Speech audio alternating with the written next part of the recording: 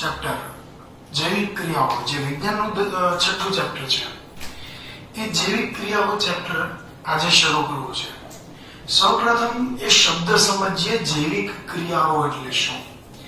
જૈવિક ક્રિયા સજીવ જીવંત રહેવા માટે, જીવતા રહેવા માટે અમુક મૂળભૂત ક્રિયાઓ કરતા હોય છે. આવી ક્રિયાઓને જૈવિક ક્રિયા કહેવાય છે. વ્યાખ્યા બહુ સિમ્પલ છે, સાદી વ્યાખ્યા, સાવ સાદા શબ્દોમાં કહું તો જૈવિક ક્રિયાઓ એટલે શું? તમે સજીવો જીવંત રહેવા માટે અમુક મૂળભૂત ક્રિયાઓ કરતા હોય છે. આવી ક્રિયાઓને જૈવિક ક્રિયાઓ કહેવાય છે. સાહેબ, આ જૈવિક ક્રિયાઓ કઈ કઈ છે? તો એ જૈવિક ક્રિયાઓ પૈકી પહેલી છે પોષણ, બીજી શ્વસન, ત્રીજી પરિવહન. બરાબર? પોષણ, શ્વસન, પરિવહન. એના પછી આવે છે ઉત્સર્જન. એના પછી છે સહનિયમન અને નિયંત્રણ. આના પછી છે હલનચલન, મૂવમેન્ટ. આના પછીની ક્રિયા છે પ્રજનન. આટલી મુખ્ય જૈવિક ક્રિયાઓ છે કે આ ક્રિયાઓ સજીવ જીવંત રહેવા માટે આટલી મૂળભૂત ક્રિયાઓ કરતા હોય છે. આપણા સિલેબસની અંદર આટલી છે. આ પૈકી પોષણ, શ્વસન, પરિવહન અને ઉત્સર્જન, આટલી ક્રિયાઓ આપણે ચેપ્ટર નંબર 6 ની અંદર ભણવાના છીએ. જ્યારે સહનિયમન, નિયંત્રણ અને હલનચલન આ આપણે ચેપ્ટર નંબર 7 ની અંદર ભણવાના છીએ. અને છેલ્લી ક્રિયા છે પ્રજનન. આ છે આપણે ચેપ્ટર નંબર 8 ની અંદર ભણવાના છીએ. તો આટલી ક્રિયાઓ આપણે ભણીએ એટલે આપણા બાયોલોજીનો ઓલમોસ્ટ પોર્શન પૂરો થઈ જાય. એ પૈકી આપણે ચેપ્ટર નંબર 6 અત્યારે શરૂ કરીએ છીએ. તો એની પહેલી જૈવિક ક્રિયા છે જેનું નામ છે પોષણ. તો પોષણથી શરૂઆત કરીએ વ્યાખ્યાથી જ. તો પોષણ કોને કહેવાય? તો ભાઈ સજીવો જીવંત રહેવા માટે અમુક મૂળભૂત ક્રિયા કરે છે, એવી ક્રિયાઓને જૈવિક ક્રિયા કહે છે. આ જૈવિક ક્રિયાઓની વ્યાખ્યા થઈ. એ જૈવિક ક્રિયાઓ પૈકી પહેલી ક્રિયા છે પોષણ. હવે પોષણ એટલે શું? તો કે સજીવો ખોરાક કે આહારમાંથી, સજીવો ખોરાક કે આહારમાંથી ઉર્જા મેળવે, આ ક્રિયાને પોષણ કહે છે. તો આ પોષણની વ્યાખ્યા થઈ કે સજીવો જીવંત રહેવા માટે ખોરાક ખાય છે, આહાર ખાય છે. એ આહારમાંથી સજીવો ઉર્જા મેળવે છે. તો આપણે એવું કહે છે કે સજીવે પોષણ મેળવ્યું છે.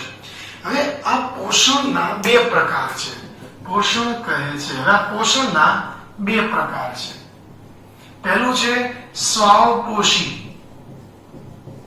અને બીજું છે પરાવપોષી, અથવા એને વિષમપોષી પણ કહેવાય છે.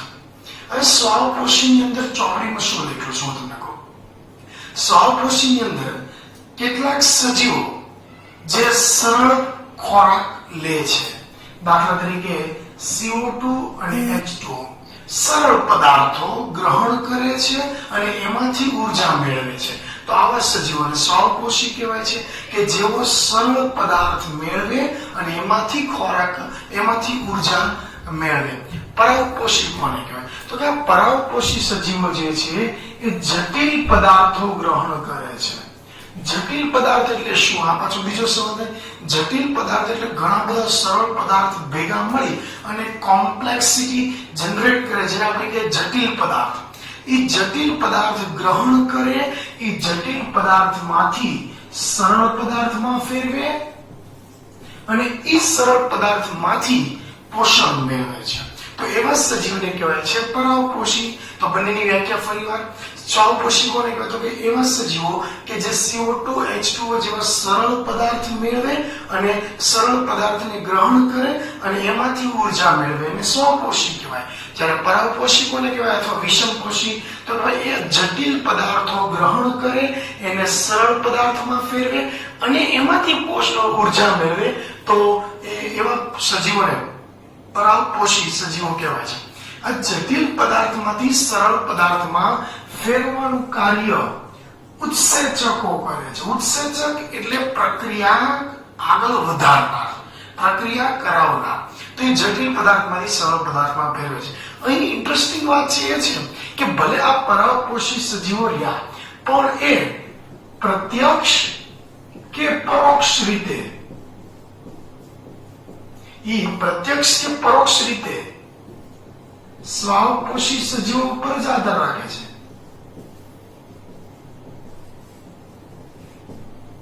પરાવપોષી સજીવો ભલે રહ્યા પણ એ પ્રત્યક્ષ કે પરોક્ષ રીતે, ડાયરેક્ટલી કે ઇનડાયરેક્ટલી ડિપેન્ડન્ટ ઓન ઓટોટ્રોફિક, સ્વપોષી ઉપર ડિપેન્ડન્ટ છે. સ્વપોષીના ઉદાહરણો આપણે જાણીએ છીએ. લીલી વનસ્પતિ, કેટલાક બેક્ટેરિયા, આ બધા સ્વપોષી સજીવમાં આવે છે. પરાવપોષીની અંદર પ્રાણીઓ, મનુષ્ય વગેરે, પણ એ બધા ઇનડાયરેક્ટલી કે ડાયરેક્ટલી સ્વપોષી પર જ ડિપેન્ડન્ટ છે. આ સ્વપોષી સજીવો છે એને સ્વાવલંબી પણ કહી શકીએ છીએ. હવે એ સ્વપોષી કે સ્વયંપોષી સજીવો છે ખરા, એ સ્વયંપોષી સજીવો કઈ રીતે પોતાનો ખોરાક બનાવે છે? તો કે ભાઈ આ સજીવો છે એ CO2 હવામાંથી લેશે, H2O જમીનમાંથી લેશે અને સૂર્યપ્રકાશને ગ્રહણ કરશે. ધારી લો કે આ કોઈ વનસ્પતિ છે, બરાબર છે, અને આ કોઈ માણસ છે, કોઈ પ્રાણી છે. આ થાય છે કેવું કે આ વનસ્પતિ જમીનમાંથી H2O ગ્રહણ કરે છે, હવામાંથી CO2 ગ્રહણ કરે છે અને સૂર્યપ્રકાશની હાજરી રાખે છે. સૂર્યપ્રકાશ જ્યારે પડે છે ત્યારે આ વનસ્પતિ પ્રકાશ સંશ્લેષણની ક્રિયા કરે છે અને પ્રકાશ સંશ્લેષણની ક્રિયાના અંતે ઓક્સિજન, પાણી અને ઉર્જા પેદા કરે છે. સાંભળજો, હવે આ ઉર્જાની જરૂર તો વનસ્પતિને હોવાની છે એટલે ઉર્જા રાખી મૂકશે. પાણીની જરૂર પણ વનસ્પતિને પડવાની છે એટલે રાખી મૂકશે. ઓક્સિજન એના માટે વધારાનો ગણી શકીએ એટલે આ વનસ્પતિ ઓક્સિજનને બહાર કાઢે છે. આ મનુષ્ય અથવા પ્રાણી એ શું કરશે? એ ઓક્સિજન ગ્રહણ કરે છે અને એમાંથી ઉર્જા, પાણી અને CO2 બનાવે છે. ઉર્જાની જરૂર પ્રાણીને પડવાની છે, પાણીની જરૂર પણ પડવાની છે એટલે બંને સંગ્રહ કરે છે, રાખી મૂકે છે. જ્યારે CO2 માણસ માટે વધારાનું છે એટલે CO2 એ બહાર કાઢી નાખે છે. આમ વનસ્પતિ આપણને ઓક્સિજન આપે છે અને આપણે વનસ્પતિને કાર્બન ડાયોક્સાઇડ આપીએ છીએ. હવે અહીં ખૂબ જ અગત્યની બાબત એ છે કે જે વનસ્પતિ જે ઉર્જા બનાવે છે એ યાદ રાખજો, વનસ્પતિ ઉર્જાનો સંગ્રહ સ્ટાર્ચના સ્વરૂપમાં કરે છે. આ ધ્યાન રાખવા જેવી બાબત છે. વનસ્પતિ પ્રકાશ સંશ્લેષણની ક્રિયા દરમિયાન ઉર્જા બનાવે છે પણ એનો સંગ્રહ ક્યાં કરી શકે? એક માર્કનો MCQ થઈ જાય અથવા SQ થઈ જાય કે વનસ્પતિ ઉર્જાનો સંગ્રહ સ્ટાર્ચ સ્વરૂપમાં કરે છે, જ્યારે મનુષ્ય એટલે કે આપણે ઉર્જાનો સંગ્રહ ગ્લાયકોજન સ્વરૂપમાં કરીએ છીએ. આમાં ભેગું ન કરતા. અને યાદ રાખવાનું, મનુષ્ય એટલે જન એટલે માણસો. તો આપણે આવી રીતે સમજો, ગ્લાયકોજન કે ભાઈ મનુષ્યમાં ઉર્જાનો સંગ્રહ કયા સ્વરૂપમાં થાય છે? ગ્લાયકોજન સ્વરૂપમાં. વનસ્પતિમાં ઉર્જાનો સંગ્રહ કયા સ્વરૂપમાં થાય છે? સ્ટાર્ચના સ્વરૂપમાં. ઓકે, આપણા મેઇન મુદ્દા ઉપર પાછા આવી જઈએ. વનસ્પતિ સ્વાવલંબી અથવા સ્વપોષી છે. તો વનસ્પતિ પ્રકાશ સંશ્લેષણ દરમિયાન કઈ રીતે કામ કરે છે એ વાત કરી લઈએ. કે ભાઈ વનસ્પતિ છે, જે રીતે હમણાં આપણે ચર્ચા કરી કે ભાઈ CO2 હવામાંથી લેશે. પહેલા ચેપ્ટરની અંદર કેમિસ્ટ્રીની અંદર આપણે ભણી ગયા હતા પ્રક્રિયા સંતુલિત કરવા માટે. જો યાદ હોય તો, અને ન યાદ હોય તો આપણે ફરીવાર ભણીએ છીએ. CO2 હવામાંથી લે છે, H2O જમીનમાંથી લે છે મૂળિયા દ્વારા, અને એ બંનેની પ્રક્રિયા દ્વારા, બંનેની સંયોગીકરણની પ્રક્રિયા ઉપરાંત અહીં આ પ્રક્રિયાનું નામ છે પ્રકાશ સંશ્લેષણ. આ ક્રિયાનું નામ છે એટલા માટે હું લખું છું પ્રકાશ સંશ્લેષણની પ્રક્રિયા કહેવાય છે. આ પ્રક્રિયાની અંદર સૂર્યપ્રકાશની હાજરી જરૂરી છે. એટલે જે કઈ કન્ડિશન છે, ટર્મ્સ કન્ડિશન, તાપમાન કે દબાણ કે જે કઈ પ્રક્રિયાનું નામ છે આપણે એરો કરી ઉપર કે નીચે લખી શકીએ છીએ, જે આપણે કેમિસ્ટ્રીમાં પહેલા ચેપ્ટરની અંદર ભણી ગયા. બાય ધ વે મેઇન મુદ્દામાં પાછા આવી જઈએ. સ્વપોષી સજીવો કોને કહેવાય? તો કે જે સજીવો પોતે પોતાનો ખોરાક જાતે બનાવે એવા સજીવોને સ્વાવલંબી કે સ્વયંપોષી સજીવો કહેવાય. ચોપડીની અંદર વ્યાખ્યા આપી છે, સરળ પદાર્થ ગ્રહણ કરી અને એમાંથી ઉર્જા મેળવે તો એવા સજીવોને સ્વપોષી સ્વયંપોષી સજીવો કહેવાય છે. હવે સ્વયંપોષી સજીવો કઈ રીતે કામ કરે છે, કઈ રીતે ઉર્જા બનાવે છે એની વાત કરીએ. તો ભાઈ CO2 હવામાંથી લે છે, H2O જમીનમાંથી લે છે અને સૂર્યપ્રકાશની હાજરીમાં પ્રકાશ સંશ્લેષણની ક્રિયાથી જે રીતે અહીંયા આપણે ચર્ચા કરી ગયા કે ભાઈ સૌથી પહેલા તો ઉર્જા બનાવે છે, C6H12O6 જેને આપણે કહીએ છીએ ગ્લુકોઝ. આપણી ભાષામાં એને સાદી ભાષામાં સમજવું હોય તો એવું કહી શકીએ ઉર્જા બનાવે છે, ગ્લુકોઝ બનાવે છે. H2O અને ઓક્સિજન છૂટા પડે છે.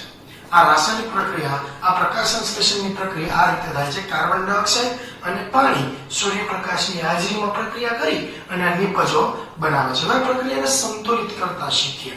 કાર્બન 6 છે તો અહીંયા આગળ 6 લગાડી દીધું. હવે હું પહેલું સ્ટેપ પહેલું હતું બોક્સ બનાવવાનું એવું નથી બનાવતું, ડાયરેક્ટલી લખી નાખું છું. કાર્બન 6 છે તો મેં અહીંયા 6 લગાડી દઉં. હાઇડ્રોજન ઓક્સિજનને સંતુલિત કરવા માટે અહીં ઓક્સિજન 6 છે તો હું અહીંયા ઓક્સિજનની આગળ 6 મૂકીશ, પણ તો હાઇડ્રોજન વિખાઈ જશે. તો એવી વખતે હું સાવ સિમ્પલ એક ક્રિયા આપું કે જો કાર્બન 6 છે અહીંયા આગળ 6 લખ્યા, હાઇડ્રોજન 12 છે તો અહીંયા 12 લખી નાખ્યા ડાયરેક્ટલી. અલબત્ત આ મેથડ થોડીક વિવાદાસ્પદ થઈ શકે પણ સહેલું અને આપણને યાદ રાખવું આ રીતે સહેલું પડશે. હવે કાર્બન 6 છે તો મેં અહીંયા 6 લખી નાખ્યા, હાઇડ્રોજન 12 છે તો અહીંયા આગળ 12 લખી નાખ્યા છે. આ પ્રક્રિયા યાદ રાખવા માટે, સમજવા માટે. પછી એના ઉપરથી હવે આ બાકીના બે H2O અને ઓક્સિજન છે બે નિપજ એને સંતુલિત કરીએ. જો આ 12 × 24 છે તો એ પૈકી 12 હાઇડ્રોજન તો અહીંયા વપરાઈ ગયા, અહીંયા 2 છે એને કેટલા વડે ગુણવું તો 12 થાય તો કે 6 વડે. તો હવે ચેક કરો છો 12 × 24 તો અહીંયા 12 અને આ 6 × 12 તો 12 ને 12 24 થઈ જાય છે. હાઇડ્રોજન બેલેન્સ થઈ ગયું. ઓક્સિજન ચેક કરીએ 6 × 12 12 ને 12 24 તો અહીંયા ચેક કરો 6 અને 6 12 તો ઓક્સિજન 12 વયા ગયા, હજી 12 ઘટે છે તો અહીંયા 2 છે, 2 ને કેટલા વડે ગુણવું 6 વડે. તો જોઈએ ઓક્સિજન કે ભાઈ 6 × 12 અને 12 તો 24, આ 6 અને આ 6 એટલે 12 અને આ 6 × 12 તો 6 6 અને 12 12 ને 6 18 ને 6 24 ઓક્સિજન પણ સંતુલિત થઈ ગયા. તો આ રાસાયણિક પ્રક્રિયા આવી રીતે સંતુલિત થાય છે. પછી આ રાસાયણિક પ્રક્રિયા પ્રકાશ સંશ્લેષણની પ્રક્રિયા થાય છે સ્વાવલંબી કે સ્વયંપોષી પ્રાણીઓમાં. પણ ખૂબ જ અગત્યના છે એના તબક્કા. 2 માર્ક કે 3 માર્કનો અગત્યનો સવાલ થઈ જાય. રાસાયણિક પ્રકાશ સંશ્લેષણની પ્રક્રિયાના તબક્કા વર્ણવો. સાહેબ પ્રકાશ સંશ્લેષણની પ્રક્રિયા કઈ રીતે થાય છે એના 3 તબક્કા છે. તબક્કો પહેલો તબક્કો એવું કહે છે કે ક્લોરોફિલ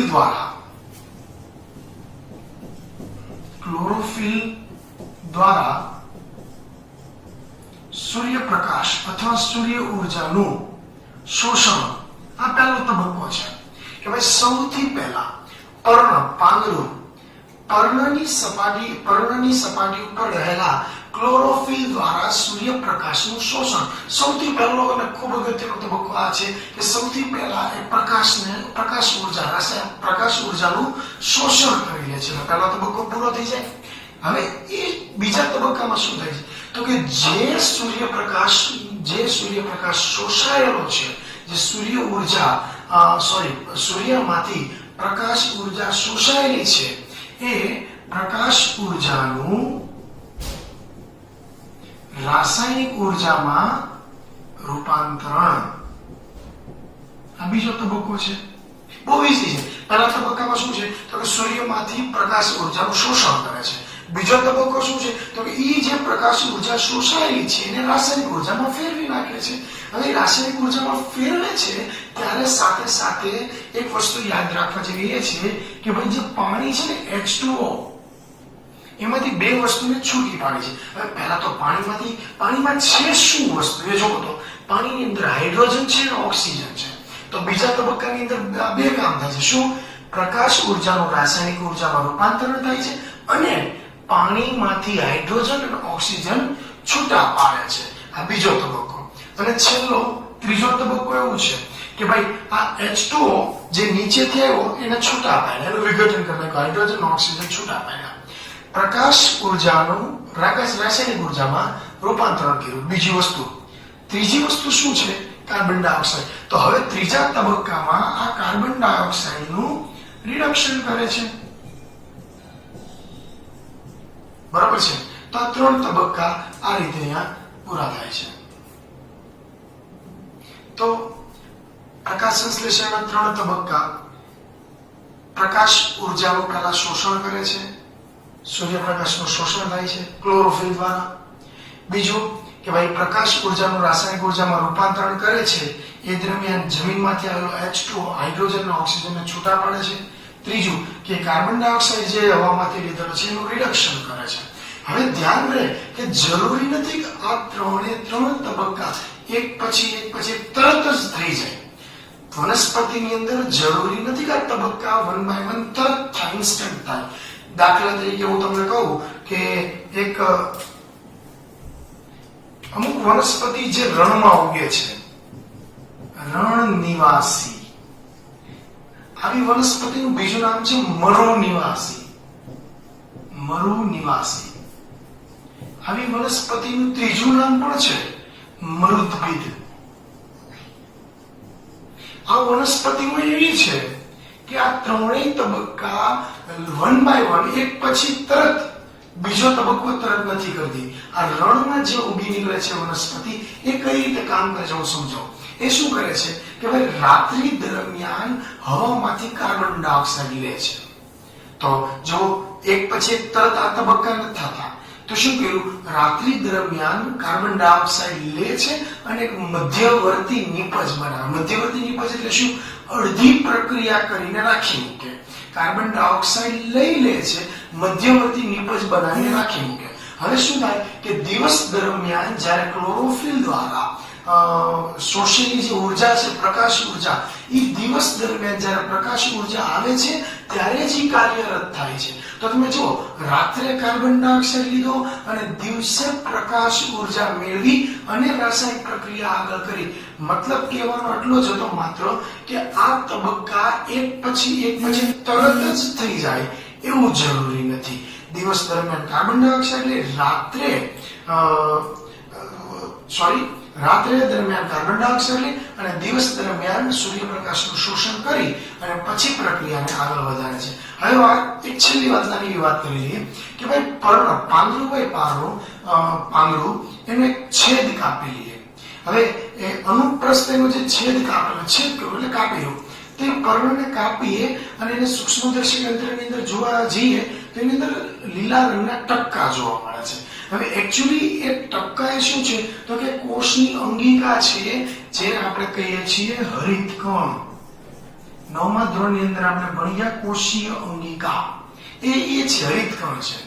વનસ્પતિના પર્ણના છેદને સૂક્ષ્મદર્શક યંત્રમાં જોઈએ તો એની અંદર લીલા ટપકા જોવા મળે છે. એ જે લીલા ટપકા છે એને કહેવાય છે હરિતકણ. એને ઇંગ્લિશમાં કહેવાય છે ક્લોરોપ્લાસ્ટ. એને કહેવાય છે ક્લોરોપ્લાસ્ટ. હવે આ ક્લોરોપ્લાસ્ટ હરિતકણ ની અંદર હરિત દ્રવ્ય, આ હરિતકણના અંદરના ભાગે હરિત દ્રવ્ય આવેલું છે.